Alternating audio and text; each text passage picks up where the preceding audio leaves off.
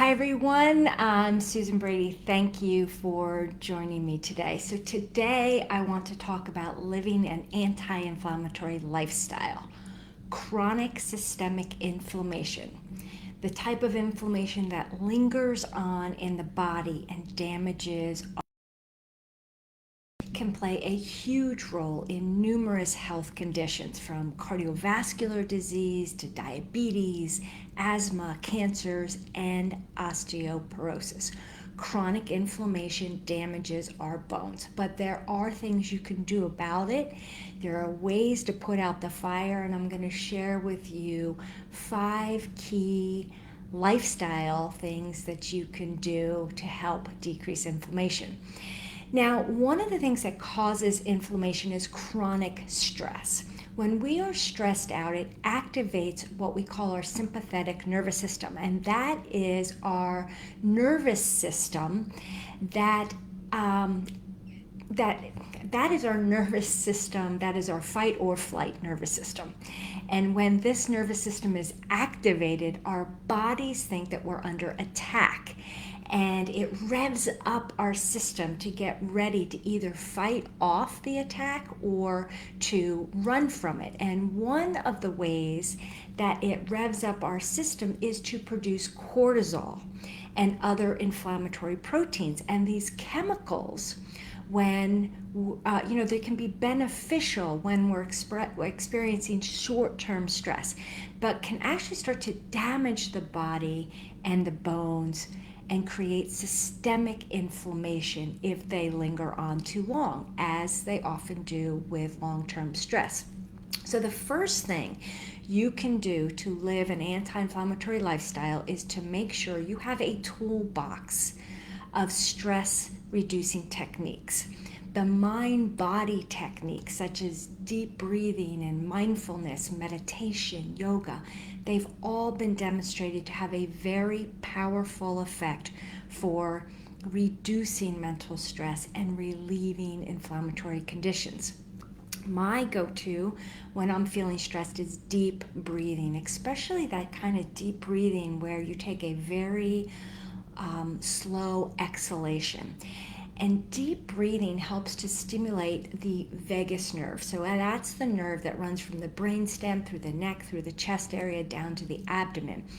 And its role is to help regulate digestion, your heart rate, your respiratory rate. And when you stimulate that vagus nerve through deep breathing, it can help to lower your heart rate, lower your blood pressure, help to regulate cortisol levels, and suppress inflammation. We're all faced with stress. That's not going to change.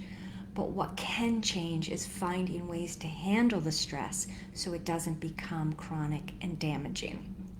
Exercise, number 2. Believe it or not, exercise can also help decrease inflammation. There was a study published in the Journal of Brain Behavior and Immunity, and what it showed was as little as 20 minutes of exercise reduces inflammation. And the workout doesn't need to be intense. Just 20 minutes of moderate exercise like walking can have anti-inflammatory effects. Additionally, regular exercise helps to reduce stress, but it can also help to reduce fat mass, especially that abdominal fat. And one of the things is why you want to reduce that abdominal fat is because that fat actually produces inflammatory proteins that then contribute to systemic inflammation. The next thing is you need to make sure that you're getting enough sleep. There is a strong body of evidence that shows a lack of sleep raises levels of inflammation in the body. In fact, a study published way back in 2010 revealed that people who sleep poorly or don't get enough sleep have higher levels of inflammation. So try your best to get between 7 to 9 hours of sleep at night. Try to put together a good sleep routine.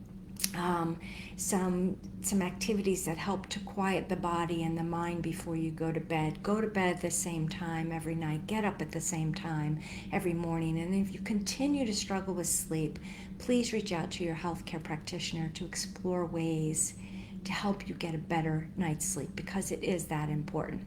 And keep an eye out for an email that I'm going to be sending in the next few weeks about an interview that I'm doing on the Sleep Whisperer podcast, where I'll be talking about sleep and osteoporosis. Another really important issue when it comes to combating systemic inflammation is gut health. You need to keep your gut healthy, and an unhealthy gut is one of the number one contributors to chronic inflammation. So conditions like leaky gut or gut dysbiosis, they have a far-reaching effect on the body, from your brain to your bones. So if you have symptoms like gas, bloating, indigestion, chronic constipation, or even things like brain fog, mood issues, joint or muscle aches and pains, please get your gut checked. And then lastly, obviously your diet plays a huge role, and making sure you're getting lots of anti-inflammatory foods in your diet can definitely help support healing if inflammation already exists, as well as preventing chronic inflammation in the future. You've got to get rid of those processed, packaged foods loaded with salts and sugars and refined carbohydrates and pro-inflammatory vegetable oils like corn oil and sunflower oil and safflower oil and soy oils. All of these types of foods and oils will fuel inflammation. Of course, you want a diet rich in vegetables and fruits, legumes, nuts, whole grains, fatty fish, because these are the foods that are going to help reduce inflammation.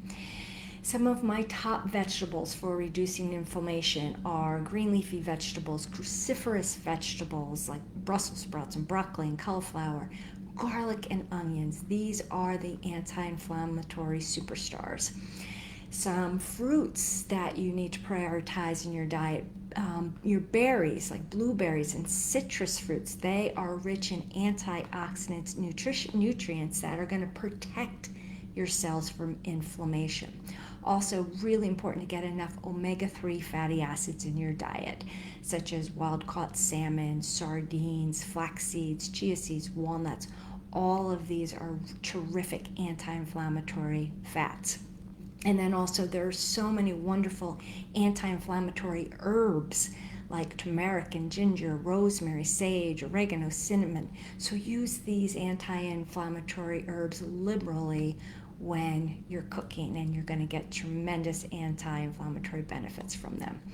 So these are the basics of an anti-inflammatory lifestyle: having tools to manage stress, getting exercise, getting good quality sleep, keeping your gut healthy, and eating a diet rich in anti-inflammatory foods.